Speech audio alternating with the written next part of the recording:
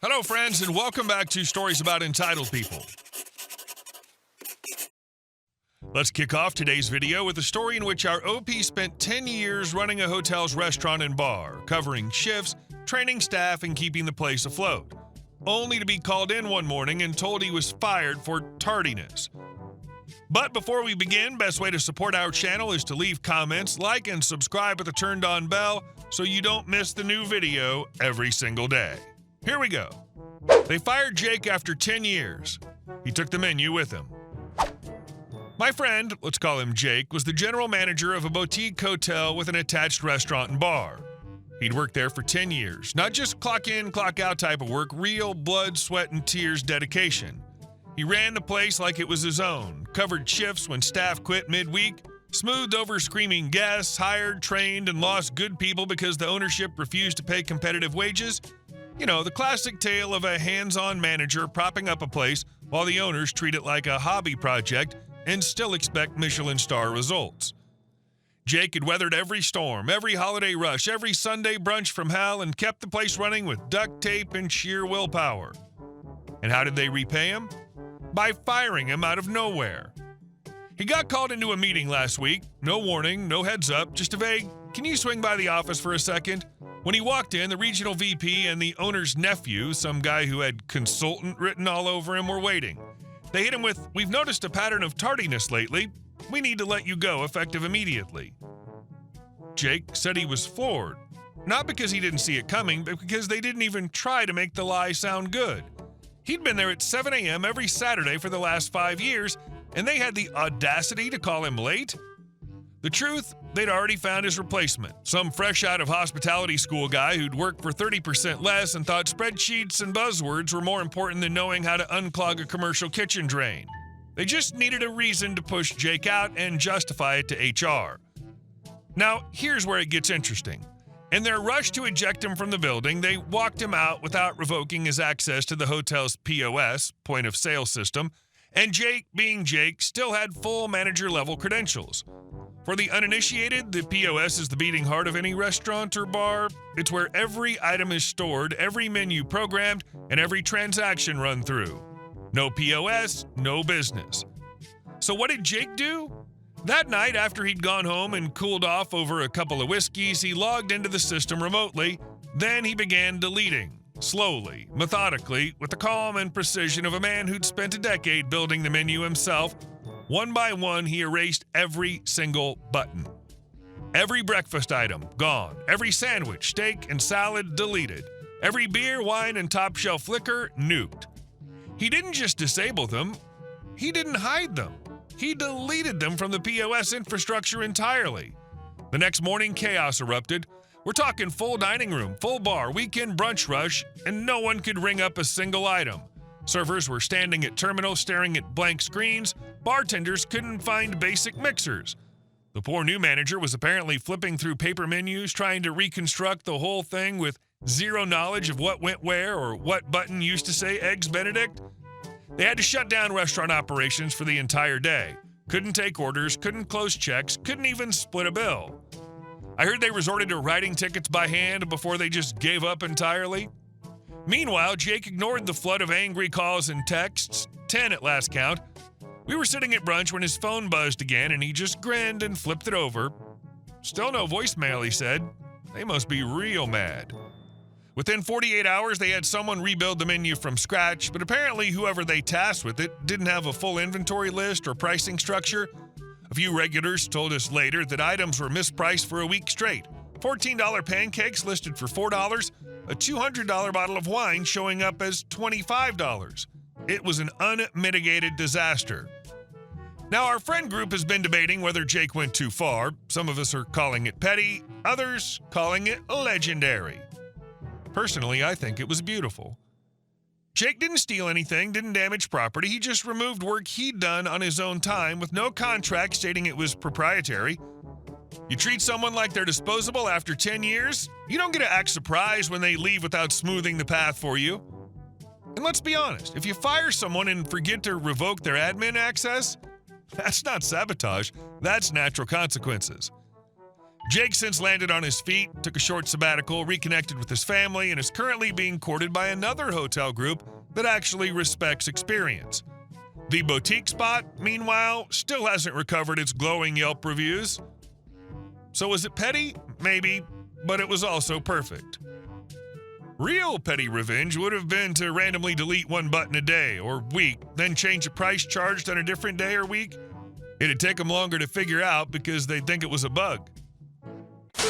And our second story. Entitled woman assaults me at the hospital for ignoring her husband. Wrong nurse, wrong hospital. This happened in October. Quick backstory. I'm a nurse, so I wear scrubs to work. My scrubs are royal blue and embroidered with white lettering and hospital logo and all this other junk. My fiance, at the time, we got married since, has Crohn's disease and has had 2 bowel resections. He's in remission right now, but he could have a flare at any time. Because of this, we take any bowel issue of his seriously. Anyway, I'm at work and he calls me to tell me he's going to the ER due to severe belly pain. Closest ER is not the hospital I work at. I finish up my tasks, let my charge nurse know what's going on, and take off to the other hospital. Get into his room and I'm settling in for the evening. A few hours later, I need to pee, so I leave his room and I'm looking for a bathroom. The nurses in this hospital wear gray tops with black pants. No one wears royal blue. I'm walking down the hall and I hear an ahem behind me. I figure it's for a staff member, so I keep going. Then I hear ahem. I keep walking, thinking about the poor nurse who has this patient. I then feel someone grab my wrist, yank me around. This woman's towering over me, still holding my wrist. Random woman. Are you deaf? Me. I'm sorry, what? Random woman. My husband's call light has been on for 3 hours and no one has come in. You're his nurse. Why haven't you been in to check on him? Me. I'm not his nurse. I don't even work here. She still hasn't let me go and is now pulling me back to his room. Random woman. You're lying. You're a lazy little bee. I know you're his nurse. I've seen you. Me. No, lady. Legit. I don't work here. Random woman. You just can't stop lying, can you? Finally, a staff nurse comes over and asks what's up. Random woman. I had to go get my husband's nurse. She's been avoiding us since we got here. The staff nurse looks at me in my blue scrubs with a huge butt logo saying I work for another hospital. Nurse. She doesn't work here. Random woman. Yes, she does. She's his nurse. Me. I'm not his nurse. Nurse. She's not his nurse. She doesn't even work here. Random woman. Yes, she does. She's wearing your stupid uniform. At this point, her husband was in the hall. We had a small gathering. My fiance was standing in the doorway of his room, and she was still holding my arm. Me. Look, lady, I don't effing work here. IDK how many more ways to say it? I do not work here, while I point at my logo. She finally lets me go and was taken back to her husband's room. I got to pee and went back to my fiance's room. I understand the confusion over scrubs. Not everyone knows the colors, but after the first time I told her I didn't work there, I lost any respect or understanding for her. Good news, he just had ulcers and it wasn't a Crohn's flare-up. We got married a few days later. Congrats on your marriage. I will never understand what gives people the right to think they can just grab random strangers and drag them anywhere. And our last story. Wheelchair? Post-surgery? Doesn't matter to Karen. You'd think after living in HOA suburbia for a few years, I'd be numb to the nonsense. But no, entitlement has stamina. And this week, it ran a damn marathon. 12 days post-abdominal surgery, I was finally feeling human enough to leave the house. Just a quick run to the hardware store for some essentials. Well, a roll, not a run. I'm a 30-year-old woman in a wheelchair, incomplete quadriplegic. My mobility may be limited, but my patience for bullcrap, non-existent. Enter Bruce, my usual driver, part saint, part road warrior. The man's helped me through thick, thin, and once even an entire parking lot swarming with Girl Scouts slinging cookies like sugar-hungry mafia enforcers. He pulls up to the curb, helps me out, and off I go into the store. I'm not even gone 30 minutes. I come back out, rolling toward the curb like I'm in a slow-motion action movie, only to find Karen. And not just any Karen, HOA Karen. The same woman who once threatened to escalate to the board because my solar-powered garden lights were distracting her aura. She's parked, no placard, no disability tag, in the one and only handicapped spot. And what's she doing? Smoking a cigarette, shopping bags tossed across her hood, scrolling on her phone like she's waiting for her personal chauffeur. I wait in the sun, quietly roasting, hoping maybe she'll catch a whiff of basic human decency and move. No such luck. Bruce pulls up moments later and clocks the situation. We exchange a look. He nods. Then he deliberately pulls his van right up behind Karen's car, blocking her in tighter than a Tupperware lid on leftover lasagna, and gets out like he's about to host a TED Talk on consequences. Karen doesn't move. She just stares at us like we've summoned a demon from the HOA underworld. Bruce calmly opens the van door, gets the ramp out, and wheels over to me with the patience of a monk and the expression of a man who is so done with people. That's when Karen erupts. "I demand you move your vehicle immediately. I'm going to be late. I have important business." "You can't just block me in," she screeches, practically foaming at the mouth. Her Gucci knockoff purse flails like it's trying to escape. Bruce doesn't even blink.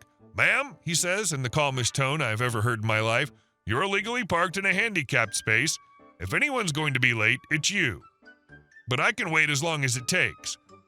She shrieks that she's on the HOA board and that he'll never work in this town again. I don't know what fantasy world she thinks she lives in, but unless she runs the DMV, her threat carries about as much weight as a wet paper towel. I finally chime in, loud enough to cut through her entitled meltdown. "Hey, Karen, I'd offer you a shovel, but you're doing great digging that hole yourself." Boom. She turns beet red, like blood pressure check red. She stomps back to her car, yanks the door open, slams it shut, and sits there fuming while Bruce gets me strapped in, cool as ever. Before we pull away, Bruce leans into the window and adds, "You should probably pick up a placard if you plan on breaking the law so often. Makes it less obvious." We drive off. I lower the window, smile with the grace of a Disney princess and the soul of a New Yorker, and give her the old one-finger HOA salute. Bruce honks twice for punctuation. Later that day, a friend from down the block sent me a screenshot from our HOA Facebook page. Karen had made a furious post about being harassed by a dangerous driver and a disrespectful woman in a wheelchair. She tried to play the victim card, but comments? Oh, they lit her up. Turns out several other neighbors had witnessed her nonsense at other times too, and this just confirmed what they already suspected. Karen was a tyrant in yoga pants. Last I heard, she stepped down from the board due to health reasons. Yeah, the health of her reputation.